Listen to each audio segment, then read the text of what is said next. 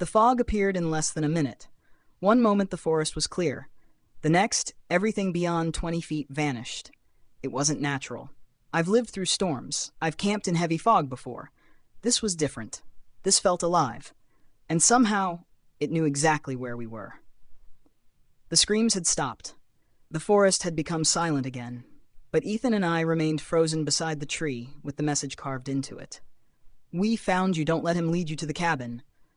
Those words wouldn't leave my mind, especially the second sentence. Don't let him lead you. Not them. Not it. Him. Ethan. I glanced at my friend, or the person I hoped was my friend. For the first time since he'd returned, doubt crept into my thoughts. Who exactly had I been traveling with? The real Ethan? Or something pretending to be him? The fog began creeping between the trees, slowly, silently, like white fingers reaching through the forest. The temperature dropped instantly. My breath became visible. He looked around nervously. We need to move. Where? His face tightened. Away from the cabin. The answer came too quickly. Too rehearsed. Again, the cabin. Everything seemed connected to that place. The missing campers, the voices, the creatures wearing faces, and now the warning carved into the tree. A scream echoed somewhere deep in the fog. Human, terrified. Then another. Closer. The sound made my blood run cold, because I recognized the voice. Me. The scream sounded exactly like me. Ethan heard it too. His expression instantly darkened. Don't answer. My heart pounded. The scream came again, this time followed by a desperate cry. Help me. My voice. My exact voice. Somewhere inside the fog. The sound felt wrong. Not because it sounded fake, because it sounded perfect. Too perfect. As though something had copied every detail, every emotion, every breath, every inflection. The fog thickened. Soon, I could barely see Ethan standing beside me. The world became white and silent. Then we heard footsteps. Running. Fast. Something was running through the fog toward us. Neither of us moved. Neither of us breathed. The footsteps grew louder. Closer. Closer. Then suddenly stopped, only a few feet away, hidden behind the fog, waiting, watching. Several agonizing seconds passed. Then a silhouette appeared. A human silhouette. Emerging from the white haze. My stomach dropped. The figure looked exactly like me. Exactly. Same height, same clothes, same face. Everything. I couldn't breathe. The thing smiled. I didn't, yet it smiled, a wide, unnatural smile. Then it spoke, using my voice. Ryan. Terror exploded inside me because it sounded identical, like hearing a recording of myself, only wrong. The thing took another step forward, and another.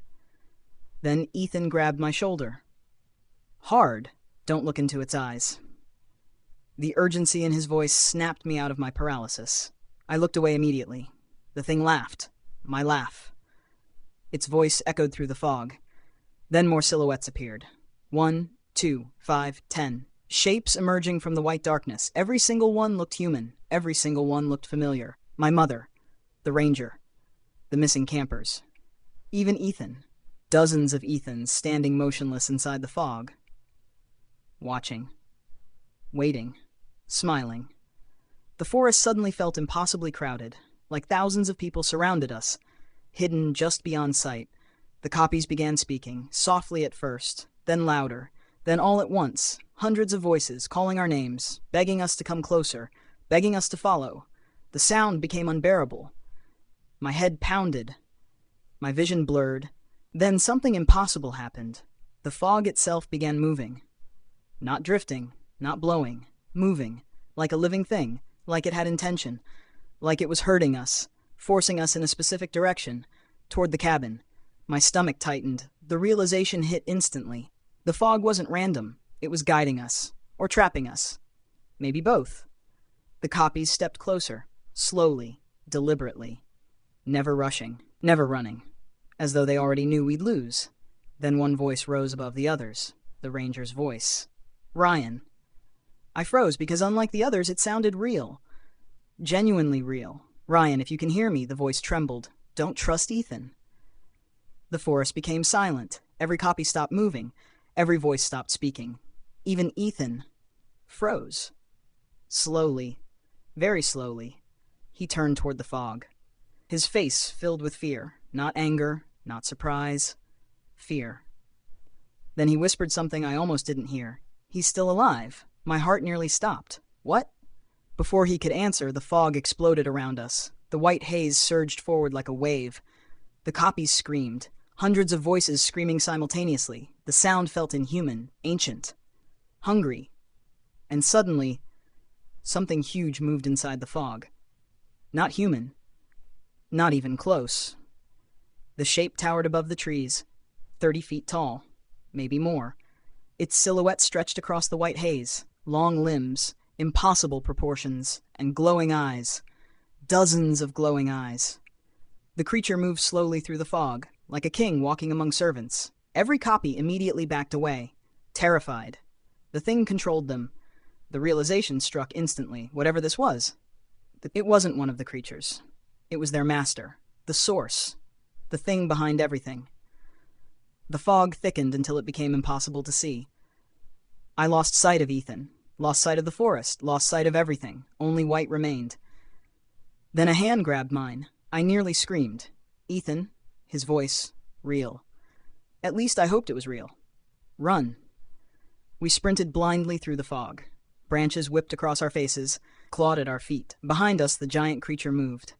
Slowly, patiently, like it knew escape was impossible. Hours seemed to pass. The fog never ended. The forest never changed. Then suddenly we emerged into a clearing. The fog stopped instantly, like a wall. The forest behind us disappeared beneath a sea of white, and standing in the center of the clearing was a cabin. The cabin. The same cabin. Waiting. Its windows glowed softly. The front door stood open, inviting us inside, and hanging above the entrance was something that hadn't been there before. A wooden sign, freshly carved. My blood turned to ice when I read it, because the sign contained only 3 words. 3 words written in my own handwriting. "Welcome back, Ryan." To be continued.